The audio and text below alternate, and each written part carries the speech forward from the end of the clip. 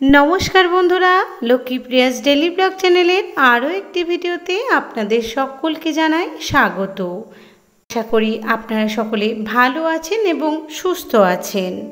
आज बांगला 19 ज्येष्ठ 1432 तृतीय मंगलबार पालित हबे जय मंगल चंडी व्रत। आमी आज এই ভিডিওর মাধ্যমে আপনাদের জয় মঙ্গল চণ্ডী ব্রত কথা পাঠ করে শোনাবো। তাই বন্ধুরা ভিডিওটি শুরু থেকে শেষ পর্যন্ত মনোযোগ সহকারে এবং ভক্তি সহকারে ব্রত কথা শ্রবণ করুন। চলুন বন্ধুরা দেরি না করে ব্রত কথা শুরু করা যাক। ভিডিওটি শুরু করার আগে যারা চ্যানেলে নতুন রয়েছেন অবশ্যই চ্যানেলটি সাবস্ক্রাইব করে পাশে থাকা বেল বাটনটি ক্লিক করে অল নোটিফিকেশন অন করে রাখবেন, তাহলে আমার ভিডিও আপলোডের সাথে সাথে আপনি দেখে নিতে পারবেন।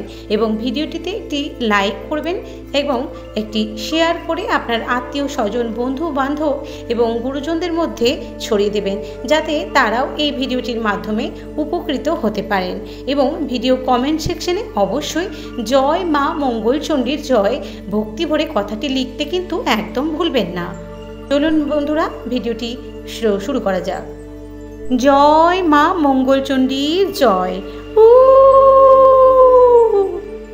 ইহা কুমারী ও সধবারা প্রতি জ্যৈষ্ঠ মাসের প্রথম হইতে সংক্রান্তির মধ্যে যে কয়টি মঙ্গলবার পড়িবে প্রত্যেকটিতে করিবে।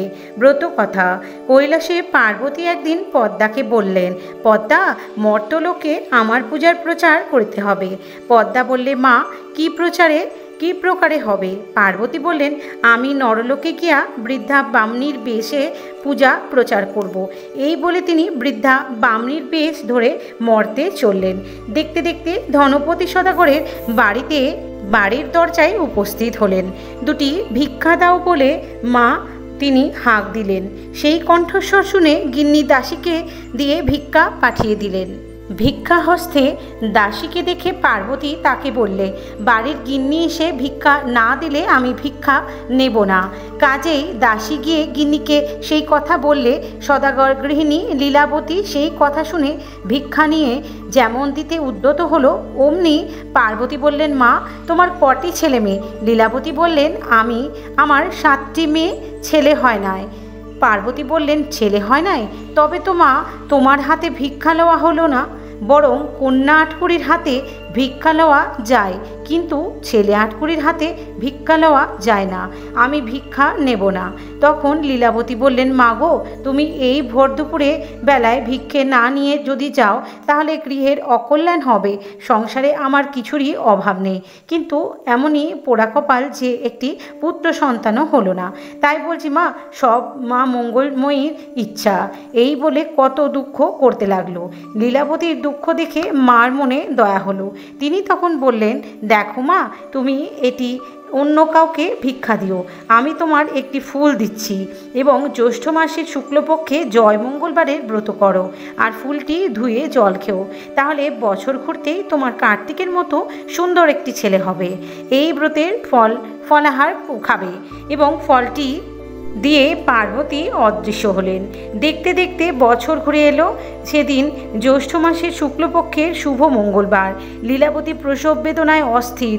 এমন সময় বৃদ্ধাবেশী পার্বতী সূতিকাগৃহে প্রবেশ করে লীলাবতীর তলপেটে হাত বুলিয়ে দেবা মাত্রই তক্ষুনি বিনা ক্লেশে একটি পুত্র সন্তান প্রসব হলো। তখন লীলাবতীকে উদ্দেশ্য করে মা বললেন, বাছা, জ্যৈষ্ঠ মাসের মঙ্গলবারে তুমি সুসন্তান প্রসব করেছ, এর নাম জয়দেব রেখো। এই বলে তিনি অদৃশ্য হলেন। এবার নীলাম্বর বেনের বাড়িতে ছলেতে যাওয়ায় মা দুর্গার উদ্দেশ্য। অমনি বৃদ্ধার ব্রাহ্মণীর বেশ ধরে মর্তে নীলাম্বর বেনের বাড়িতে গিয়ে উপস্থিত হলেন। মা গো, ভিক্ষা মিলবে বলে দরজা থেকে হাঁক পারলেন। অমনি একটি দাসী ভিক্ষা নিয়ে উপস্থিত হলো। মা দুর্গা তাকে বললেন, বাছা, গিন্নি নিজে ভিক্ষা না দিলে আমি ভিক্ষা নেব না। কাজেই দাসী গিন্নিকে সে কথা বললে। বেনে গৃহিণী কলাবতী এই শুনে ভিক্ষা নিয়ে যেমন যেমন দিতে উদ্যত হলো অমনি মা দুর্গা বললেন, বাছা তোমার কয়টি ছেলে মেয়ে? কলাবতী বললেন, আমার 7টি ছেলে, মেয়ে হয়নি। মা দুর্গা বললেন, মেয়ে হয়নি? তবে তো বাচ্চা তোমার হাতে ভিক্ষা লওয়া হলো না, বরং ছেলে আটকুড়ির হাতে ভিক্ষা লওয়া যায়, তথাপি মেয়ে আটকুড়ির হাতে ভিক্ষা লওয়া যায় না। এই বলে মা দুর্গা যেমন পিছন ফিরল অমনি কলাবতী তার পা দুটোকে ধরে কাঁদতে কাঁদতে বললেন, মা আপনি আমায় এই সংকটে রক্ষা করুন, নইলে আমার উপায় নাই। মা দুর্গা তখন ঝুলি থেকে একটি ফুল দিয়ে কলাবতীর হাতে দিয়ে বললেন, বাচ্চা এই ফুলটি ধুয়ে জল পান করলেই তোমার মনস্কামনা সিদ্ধ হবে। তবে একটি কথা মনে রেখো, এই ফুলের গুণে তোমার একটি রূপবতী কন্যা হবে, তার নাম জয়াবতী রেখো। এই বলে তিনি অদৃশ্য হলেন। কলাবতী ফুলটি মাথায় ঠেকিয়ে গৃহে গেলেন। যথা সময়ে 10 দিন পূর্ণ হতেই একটি কন্যা প্রসব করলেন। কিন্তু হরিষে বিষাদ হলো, কন্যাটি প্রসব হয়ে মায় খায় নাই। সকলেই ভেবে অস্থির। সেদিন মঙ্গলবার মঙ্গলচণ্ডীর পূজার আয়োজন হয়েছে। বাদ্য বাজির সঙ্গে পূজা আরম্ভ হলো। যেমন পূজা সমাপ্তি অমনি নবজাতিকা কন্যা কেঁদে উঠে মায় খেতে লাগলো, জয় মা চণ্ডী, জয় মা মঙ্গলচণ্ডী। রবে বেনে বাড়ি মুখরিত হয়ে উঠল। যথাসময়ে সূতিকা পূজা, 8 কৌড়ে অন্নপ্রাশন প্রভৃতি শুভকার্য সম্পূর্ণ হলো। কন্যার নাম রাখলেন জয়াবতী। দেখতে দেখতে জয়দেব এবং জয়াবতী শশীকলার ন্যায় বৃদ্ধি হতে লাগলো। জ্যৈষ্ঠ মাসের মঙ্গলবার জয়াবতী বাগানের পুকুর পাড়ে পাড়ার মেয়েদের সঙ্গে নিয়ে কাঁঠাল পাতা, বেলপাতা, দূর্বা, পুষ্প, ফল দিয়ে মা মঙ্গলচণ্ডীর পূজা করছে। সেই সময় জয়দেবের একটা পায়রা উড়ে এসে জয়াবতীর কোলে বসে পড়ল। জয়দেব অমনি ছুটে এলো আর জয়াবতীকে বললে, তুমি আমার পায়রা দাও। জয়াবতী বলে উঠল, বারে এ তো আমার কোলে উড়ে এসে বসলো, আমি তোমায় দেব কেন? জয়দেবও না ছোড়বান্ধা শেষে পায়রা নিয়ে জিজ্ঞাসা করলো, তোমরা কি করছো? জয়াবতী বললে, মা মঙ্গলচণ্ডীর ব্রত করছি। এই ব্রত করলে কখনো দুঃখ পায় না, মরলে জিওয়, জলে ডোবে না, আগুনেও পড়ে না, খাড়াও কাটে না, হারালে পায়, সতীর মেয়ের ঘর হয় এবং রাজার মেয়ে রাজ্য পায়। সেই কথা শুনে জয়দেব কিছু আর না বলে পায়রা নিয়ে বাড়ি এসে গোসা করে ঘরে খিল দিলে। কলাবতী দেখলে বেলা হলো, ছেলে এখনও নাইলে না, খেলেও না, গেল কোথায়? তখন খুঁজতে খুঁজতে গোসা ঘরে গিয়ে দেখলে ছেলে শুয়ে আছে। তখন কত আদর করে কলাবতী বললে, এমন অবহেলায় শুয়ে কেন বাবা? জয়দেব তখন মায়ের গলা জড়িয়ে বললে, মা তুমি যদি নীলাম্বরী বেনের মেয়ে জয়াবতীর সাথে আমার বিয়ে দাও তবে আমি নাইব এবং খাবো। এই শুনে কলাবতী হেসে বললেন, এই কথা, এর জন্য এত ভাবনা? ওরা তো আমাদের পালাঠি ঘর, আমি কর্তাকে বলে এক্ষুনি তার ব্যবস্থা করছি, নাইবি খাবি চল। খুব ঘটা করে জয়দেব ও জয়াবতীর বিয়ে হয়ে গেল। বাসর ঘরে জয়াবতী কাপড়ের খুঁট খুলে গদ বের করে যখন গিলছে অমনি জয়দেব বললে, ও কি করলে? তুক করলে না তাক করলে? জয়াবতী বললে, তুকও করিনি আবার তাকও করিনি, আজ জয় মঙ্গলবারের ব্রত, তাই এখন গদ কিনলুম।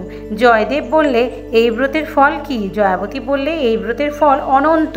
সকালবেলা বর কোণে বিদায় হবে নীলাম্বর বেনে মেখে পা থেকে মাথা পর্যন্ত গয়নায় মুড়ে দিয়েছে। যাবার সময় জয়দেব বাপকে বললে, বাবা আমি আলাদা ডিঙি করে বউ নিয়ে যাব। ধনপতি তার ব্যবস্থা করলে। ডিঙি তরতর করে জল কেটে চলেছে। এমন সময় জয়দেব জয়াবতী বললে, দেখো এখানে বড় ডাকাতের ভয়, তোমরা সব গয়নাগুলো খুলে আমায় দাও। জয়াবতী তখন গয়নাগুলো খুলে দিলে।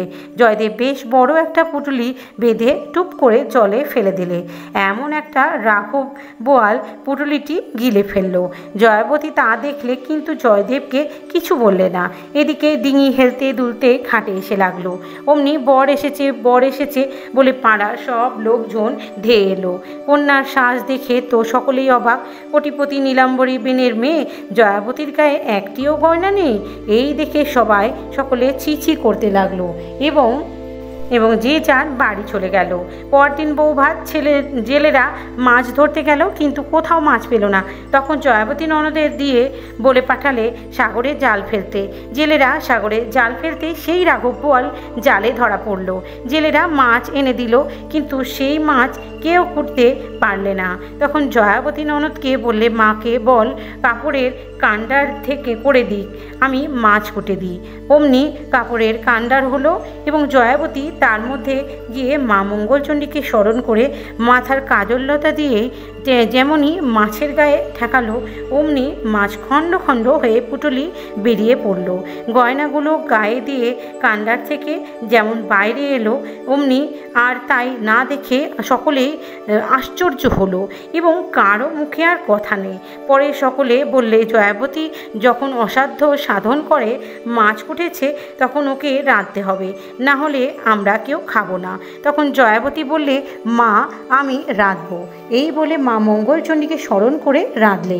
সকলেই খেয়ে ধন্যি ধন্যি করতে লাগলো তার রান্না খেয়ে। কিছুদিন পরে মা মঙ্গলচণ্ডীর কৃপায় শুভক্ষণে শুভলগ্নে শুভতিথিতে বিনা কষ্টে অন্যের অজ্ঞাতসারে জয়াবতী একটি পুত্র সন্তান প্রসব করলে।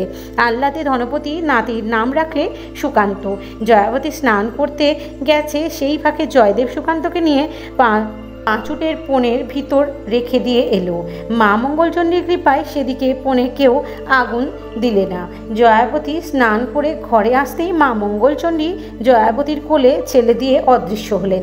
একদিন জয়দেব দেখলে ঘরে ছেলে শুয়ে জয়াবতীকে বাইরে তেল মাখছে। তখন সে কি করলে, পা টিপে আস্তে আস্তে ঘরের ভিতর গিয়ে বেশ করে ছেলেকে কাপড় দিয়ে জড়িয়ে পুকুর ঘাটে পাঁকের মধ্যে পুঁতে দিয়ে এলো। তারপর জয়াবতী পুকুর ঘাটে গিয়ে স্নান করে উপরে উঠবার সময় দেখলে তার ছেলে আঁচল ধরে উপরে উঠছে। তাই দেখে জয়াবতী ছেলেকে কোলে নিয়ে ঘরে এলো।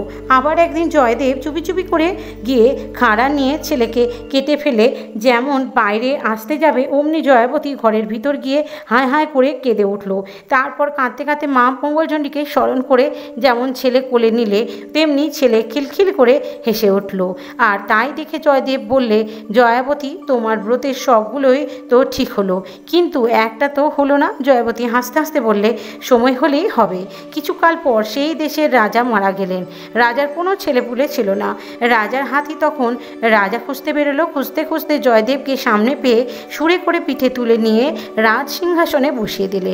জয়দেব রাজা এবং জয়াবতী রানী হলো। তখন দুজনে মা মঙ্গলচণ্ডীর পূজা চারিদিকে প্রচার করতে লাগলো। কিছুকাল রাজত্ব করবার পর ছেলে মেয়েদের বিয়ে থা দিয়ে ঝি বউকে মঙ্গলবারের ব্রত করতে উপদেশ দিলে। তারপর স্বর্গ থেকে রথ এলো। জয়দেব আর জয়াবতী রথে করে স্বর্গে চলে গেল। জয় মা মঙ্গলচণ্ডীর জয়। ব্রতকথা সমাপ্ত হলো। বন্ধুরা, এবার জয় মা মঙ্গলচণ্ডীর মন্ত্রপাঠ শ্রবণ করি আসুন।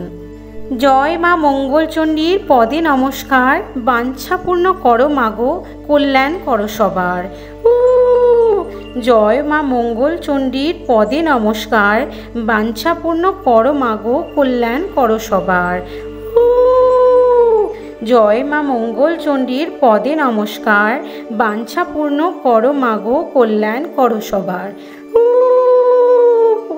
জয় মা মঙ্গলচণ্ডীর জয়।